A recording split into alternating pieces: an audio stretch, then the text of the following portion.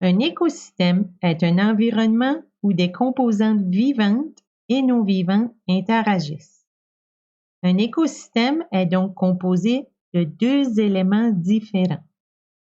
Tu te demandes peut-être quelles sont ces deux composantes qui sont en relation dans un écosystème. Bien, ce sont des composantes vivantes et non vivantes. Les composantes vivantes peuvent être des éléments comme les plantes, les animaux, les champignons et les micro-organismes. Tandis que les composantes non vivantes sont par exemple l'air, l'eau, la lumière du soleil, les nutriments dans le sol et la température. En réalité, les écosystèmes, vous en connaissez plein. Un étang, une forêt, l'océan, le désert, les prairies, et certains pensent même que la Terre est un écosystème. Tous ces environnements sont des exemples d'écosystèmes. Toutefois, leurs milieux ne sont pas les mêmes et les êtres vivants non plus. On vient de dire qu'un écosystème comprend deux composantes principales, le milieu et les êtres vivants. Alors, regardons ensemble un exemple. Prenons un renard. Le renard est un être vivant qui peut échanger avec son milieu. Lorsqu'il a soif, il va boire de l'eau. Mais il peut également échanger avec d'autres êtres vivants. Parce que lorsqu'il a faim, par exemple, il va consommer des rongeurs. Alors, l'interaction dans un écosystème peut se faire dans toutes les directions. Les écosystèmes peuvent être petits, moyens ou grands. Aussi longtemps qu'il y a une interaction entre des éléments vivants et non vivants, nous avons un écosystème. Un exemple d'un petit écosystème serait l'environnement sous une roche ou un pot de fleurs.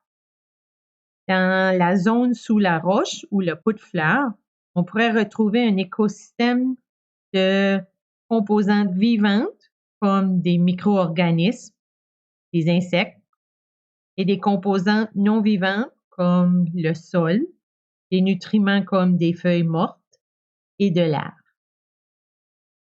Un moyen écosystème serait un étang, une flaque d'eau, tandis qu'un vaste océan ou une forêt serait un grand écosystème. Dans les écosystèmes, on retrouve aussi des chaînes alimentaires. Par exemple, dans une forêt, les arbres vont pousser sur le sol et se transforment d'une saison à l'autre. À un certain moment donné, ils produisent des fruits. Ici, on voit les glands d'un grand chêne. Ce fruit peut être une source de nourriture pour un écureuil. L'écureuil, à son tour, sera une source de nourriture pour un autre être vivant. Et je peux continuer encore cette chaîne pour plusieurs êtres vivants qui entrent en relation un avec l'autre. C'est ce qu'on appelle une chaîne alimentaire. L'arbre est aussi en relation avec le sol. À l'automne, il perd ses feuilles. Ceux-ci se décomposent sur le sol et deviennent des nutriments dans le sol. L'arbre puise ensuite ses nutriments à travers ses racines.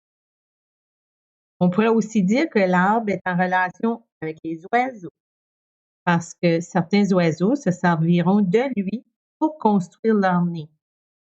C'est une relation qui permet à l'oiseau d'assurer ses besoins. Finalement, on peut comparer chacune de ces relations à un maillon de chaîne. Tous les êtres vivants dans un écosystème sont donc étroitement reliés les uns aux autres pour pouvoir survivre. On dit que ces écosystèmes sont en équilibre lorsque chaque élément est bien balancé. Imaginez-vous donc si on enlevait un seul maillon de cette chaîne, comme par exemple l'arbre, ou que la température augmenterait considérablement. Il y aurait d'énormes conséquences sur notre écosystème. Qu'est-ce qui arriverait aux oiseaux? Aux écureuils qui se nourrissent d'aigles, des aigles qui chassent les petits rongeurs, ainsi de suite. Souvenez-vous, il doit toujours y avoir un équilibre entre chacun des éléments de l'écosystème. Prenez donc soin de celui-ci. En terminant, je vous laisse avec cette idée.